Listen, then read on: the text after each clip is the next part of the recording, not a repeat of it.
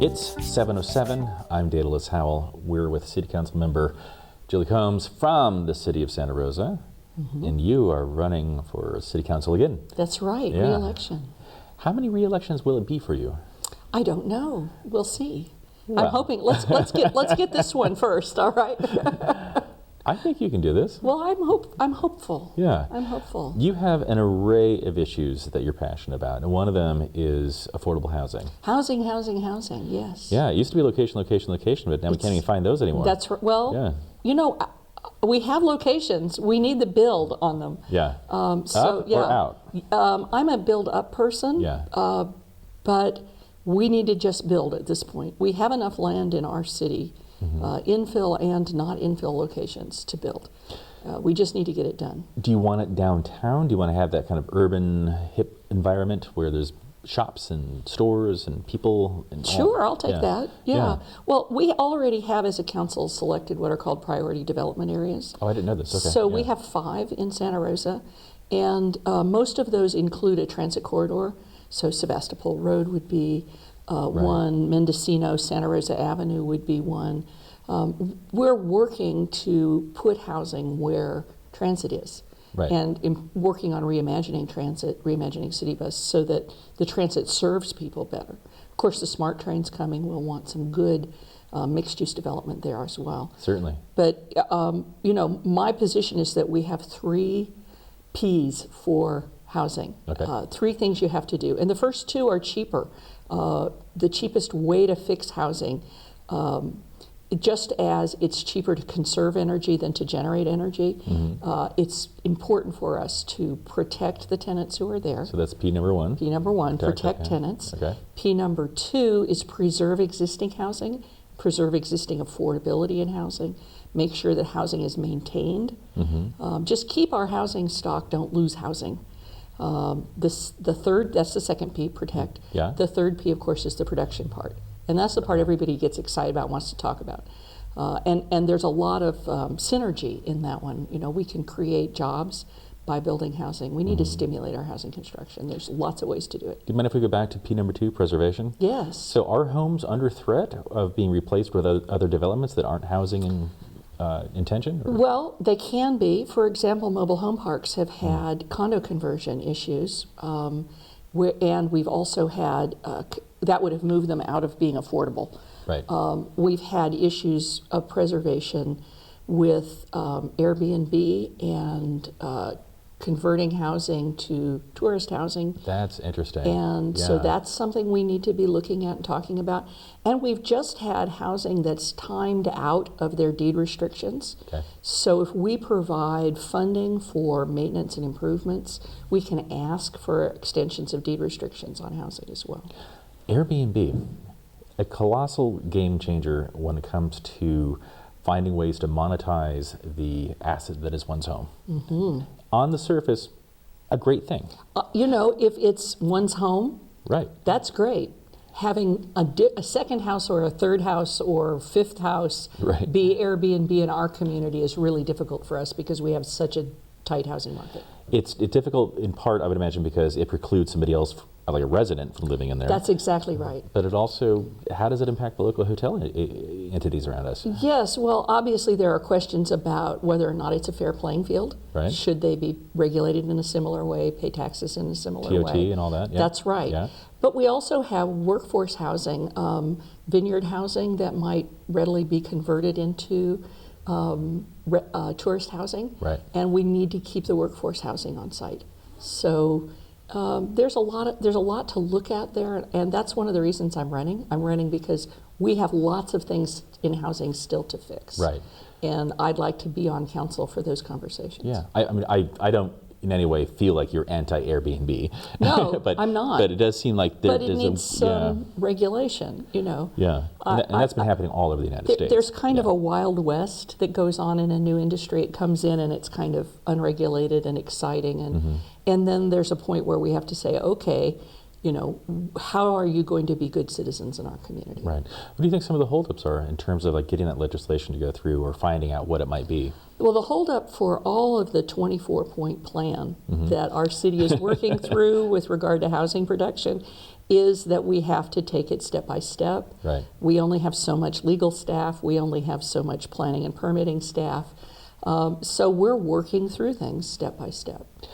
Okay, so the... I mean, we've approved a possible set of You know what you 24 wanna do, things. right, Now right. we're agendizing them. And you can't do everything in a month. Santa Rosa Transit, right? It's just sort of Yeah. like this forgotten gem, right? Yeah. I think it can be a little more elevated and understood as that sort of last mile carrier, Yes, right? yes, sure. How do we do that? So we've just gone through a year of we've called reimagining City Bus. Okay. And we're working on making sure that last mile to the train is working. Where should the shuttles be that handle train to downtown, train to Transit Mall? Are we becoming train centric because it's there? No, but it would be a mistake not to take them into account. And Right. since they're new, there's a lot of conversation about the train. And there's a radial factor. Like the train is an attraction in and of itself, and if you could Yes. serve people getting to and from it, you've really elevated what City Bus can accomplish. That's great. exactly Yeah. right. That's exactly right. And of course, one of the other factors that people tend to miss, I think, is that the more effective our transit is, the more grant dollars can regionally flow to us. Right. One of the reasons we have trouble attracting grant dollars from the regional funding agencies like ABAG and MTC is that we don't have 15-minute headways on our buses. Really? So one of the things we're doing is creating 15-minute headways on our buses. So we have north-south and east-west routes that now have 15-minute headways. And that's going to make us eligible for transit-oriented development grants. That's great. Yeah, I'm excited. I think it's going to be really transformative. Yeah. You mean Santa Rosa in the next 5 to 10 years is going to be a different Right. place. When I first ran 4 years ago, I went to my consultants and I said, I'm really interested in housing and transit. And they said, no, those are not positions that you can run on.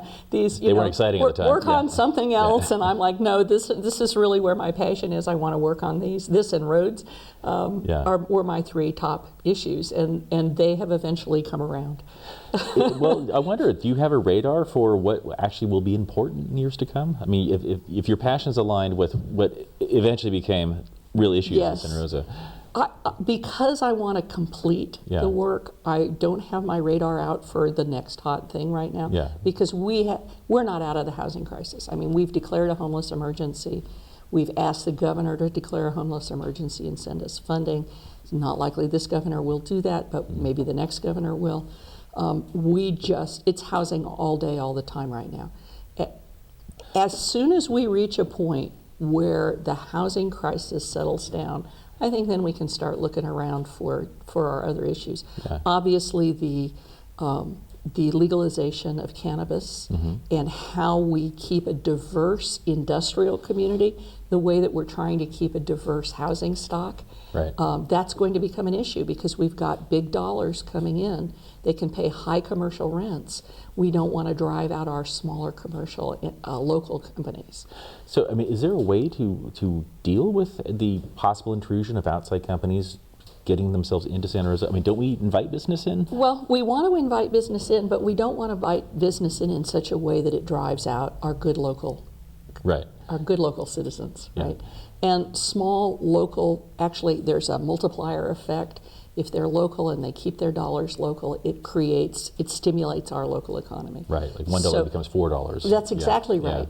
And so we're looking for ways that we can guarantee that we keep the businesses we have. I support a concept called community impact reports so that when a larger business wants to come to town, we do a full economic analysis of what are the strengths and weaknesses and get some data so when we're making decisions about the big companies coming, we have the data we need. And so far we haven't done that. I think Petaluma has a piece of that. They have an economic impact report. Right. And I think we could do that in Santa Rosa. We'll be right back on 7 to 7 talking with Julie COMBS. She's running for City Council again. We'll be back. Thank you.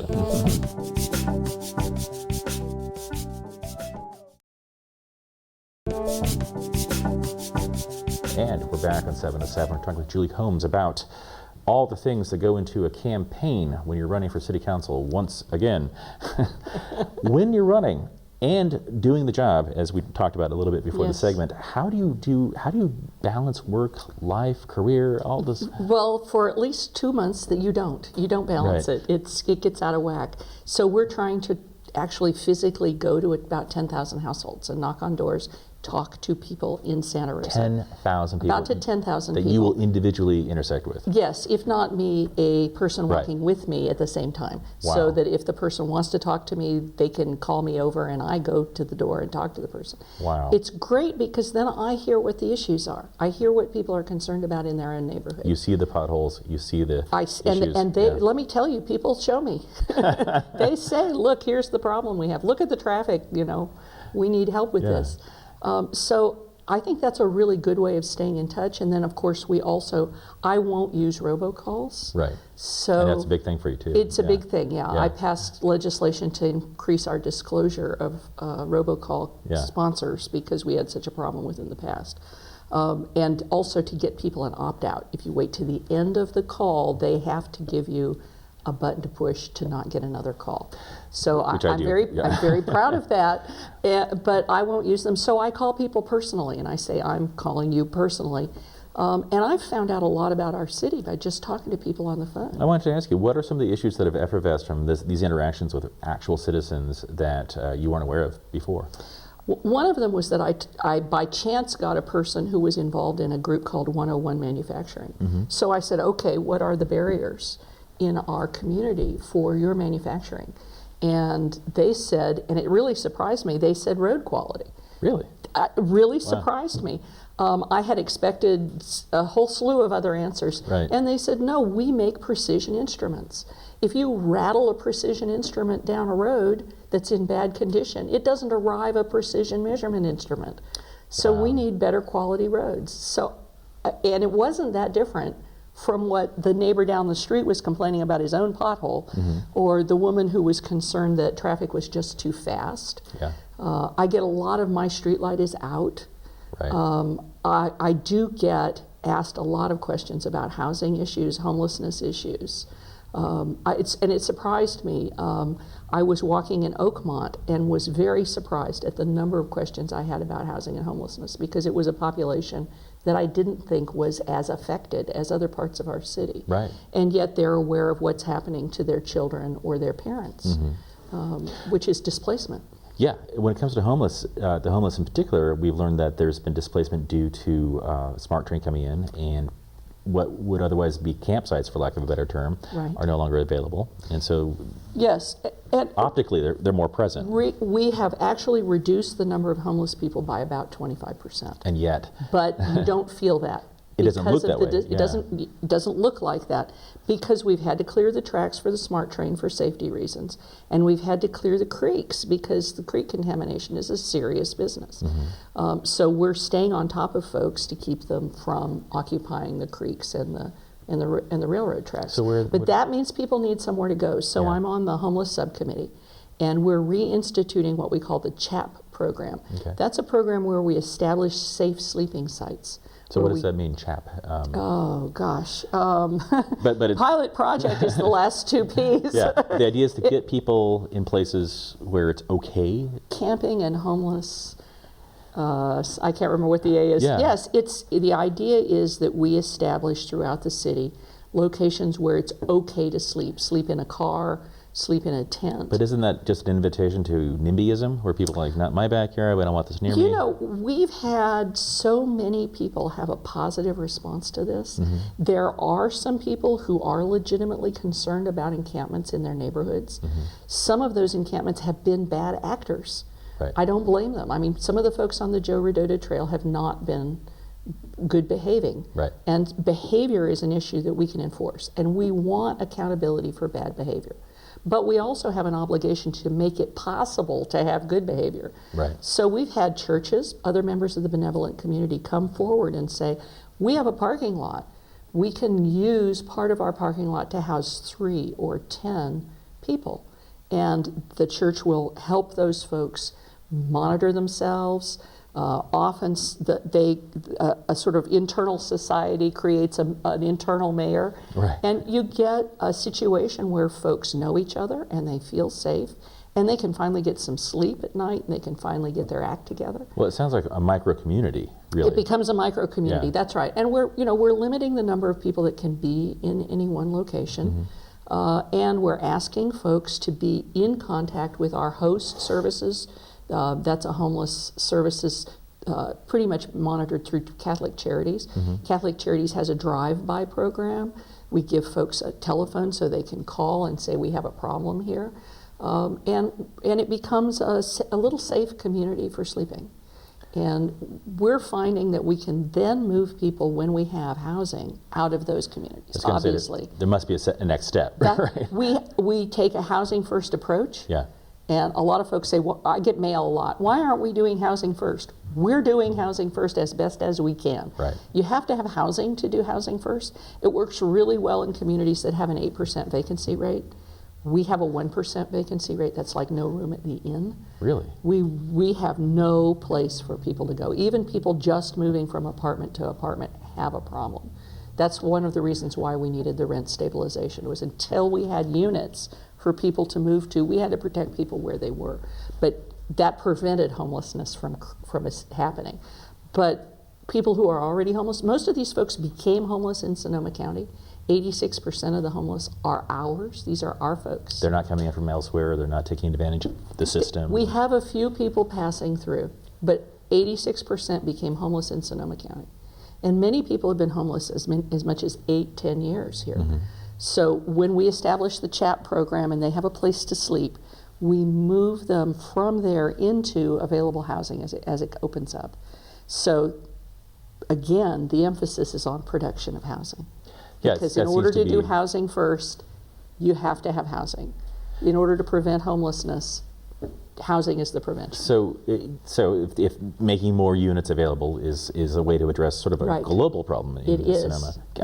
It's actually a whole region, Bay Area wide homelessness. And I'm the chair of the regional housing subcommittee now. Just started in that position. But how do you make sure that those houses then are still affordable? Well, Because Google's going to move into Novato, and everyone's going to live here and drive it all up, right? I mean, that's a legend, and people keep coming back to it. And wouldn't it be nice if Google built, instead of a large parking lot, that they built housing there instead of a large parking lot, so that we ask large commercial entities to help provide housing for their employees? That would be great. One of the things we have to do is build here. Now, the market will take care of market rate housing. Market does take care of market rate housing. Right. So we have to find resources for below market rate. Right. And that's really the stumbling block. Other parts of the Bay Area, I think there's at least 3 housing bond initiatives going forward. Because our N and O measures are so important, we decided to postpone our housing bond, but I think we'll be talking about either a municipal, county-wide, or a regional housing trust fund in the near future. That's great. We're talking with Julie COMBS. She's running for City Council again here in Santa Rosa, re-election, I should say. Re-election. And at 7 to 7, we'll be right back.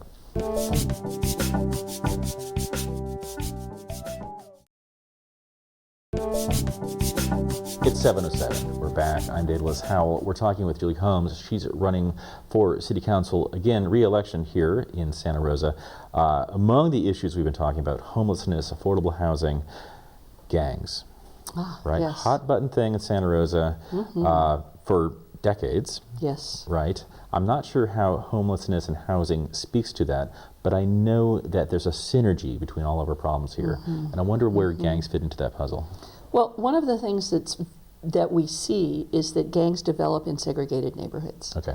And so inclusionary housing is going to be a key component as we move forward.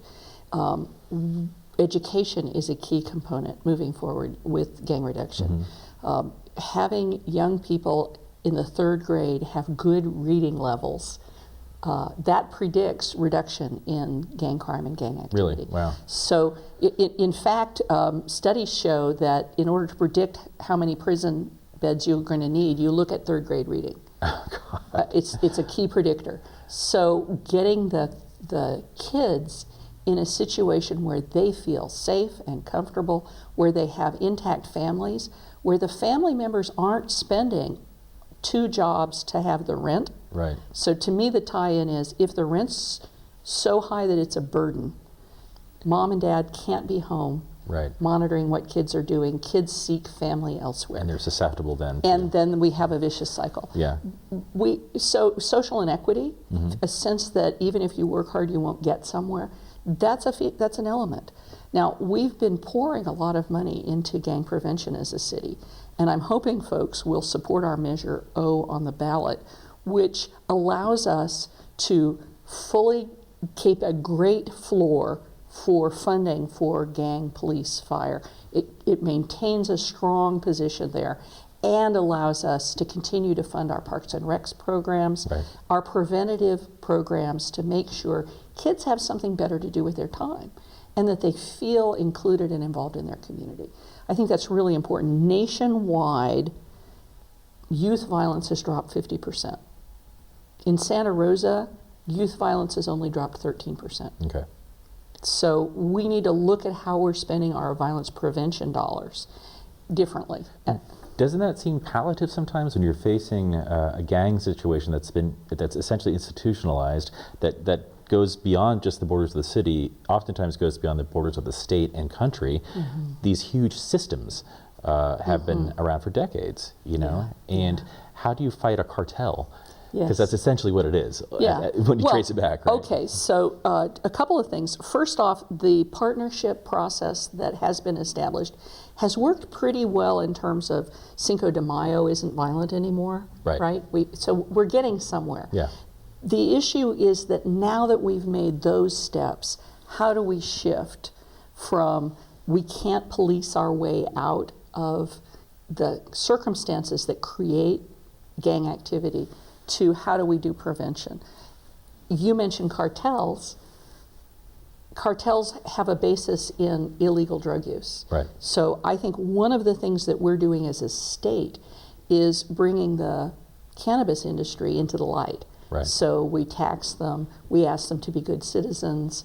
As soon as we can have fewer guns and better banking, we're going to have a significant reduction in crime around That's a great observation. that particular issue. Right. And that's an entry often. Yeah, that's a great point. It's a cartel entry spot that Right. we can get ahead of. You know, Prohibition saw the rise of gangs Right. during the alcohol prohibition. Al Capone. Yeah. Right. Okay. And there were Irish gangs then, right? So we have a different population. It's a different drug of choice. But one of the ways is to regulate it, to tax it, and to use those taxes to improve the communities that are most affected. No, that's a really interesting. It always impresses me how you can see the issues and how they interrelate and all that. It's an ecosystem. A city is its own kind of ecosystem. So you have to have strong neighborhoods. You have to have a strong economy. You have to have diversity in both the neighborhoods and in the businesses offered. You know, it is an interrelated process. So thank you. You hit the nail on the head. What does it look like 5 years from now, in 10 years from now? How does Santa Rosa change? Well, hopefully we will be growing up and not out. Right. Up helps us in a lot of ways. Hopefully we will be more diverse in who lives where. I hope that we will have annexed Roseland. Okay. I'm right. on that annexation committee. I'm hoping for some good news soon out of that subcommittee. And I think that will lead us to possibly district elections, which will also ensure that people feel their voices are heard. Be represented, yeah. More representation. It will also lower the cost and difficulty of running for office, so we will be able to have a more diverse pool of applicants running. You know, we only have 6 people running for 4 seats this time. Right. That's kind of a shame. Yeah. And we really should have a broader spectrum of folks involved in our political processes. My arty downtown hipster loft is coming when? Oh, soon, I hope. I really hope. But am I part of the problem then? Am I part of this gentrification? Arty downtown hipster loft sounds great. You know, it's a difficult balance between attracting the cultural creatives like yourself and you know, the south of A Street arts community. Right. Really often brings a great vibe to a community. We need a nightlife. it's a difficult balance between that and maintaining some of the cultural respect for what's been here for a long time in the past. Yeah, it's an interesting dance. Like SOFA, South of A, is a really great example of someplace, of a district that sort of organically became its own attractant, right? It's cool there, right? It's cool. Well, artists could afford it because it was cheaper. Right. And then artists move in and make it better. And then other folks start moving in, and that's kind of the gentrification process. So the key is to make sure that we don't lose the essential nature when it becomes the hot spot to be. Right. And I think Roseland is going to have a similar problem. We need to watch out to make sure that while we are diversifying all of our community, that we don't lose the sort of wonderful culture that's in Roseland now. Yeah. No, you take San Francisco's Mission District as an example. It was a formerly substantially Latino neighborhood, and now it's .com Central Part 2. I mean, right. Totally changed. That's right. It's tough. It's tough because it does sort of erase what you're talking about, the existing cultural heritage of a place. That's right. So, there's something to be said against Chinatown and Germantown and in cities that had all of that, and there's something to be said for it because you're maintaining culture. Yeah. So we have to find that balance in our community to make sure that our community is culturally accepting and engaging at the same time as we're improving the quality of life in neighborhoods. Yeah. When you're attracting businesses, you're going through this review process you talked about earlier, the reporting and understanding what the impact will really be. What are you guys looking for right now? What's sort of, I know cannabis legalization is going to lead to a lot of that. That's going to lead to a lot. First, let me back up a second because there's a lot of we need more jobs drive. In the Bay Area, the ratio of creation of jobs to housing is about 10 to 1. Okay. So we're making a lot more jobs than we are housing for people who are working. One of the best things we can do in terms of the jobs side of this is have housing. So we're seeing people who can't staff a restaurant because their employees can't afford to live here. Right. So solve one problem first, but maybe solve it by making that the job. The housing and the housing market creates jobs. When we build housing, we have good paying jobs, middle class jobs, working class jobs. You get masons and plumbers and electricians and carpenters get employed, then they have money and they spend their money that they have on services and fun things and going out to eat, and you end up creating and building a whole community around building housing. Yeah, I love it. So that's a great stimulus package, is the jobs housing stimulus package. I'm talking with Julie COMBS. She's running for re-election of our local Santa Rosa City Council. Thank you so much for coming back. Oh, thank you. My pleasure. Come back again. Yeah. I would love to. I always enjoy it. Yeah, it's a good time. Thank you. Thanks.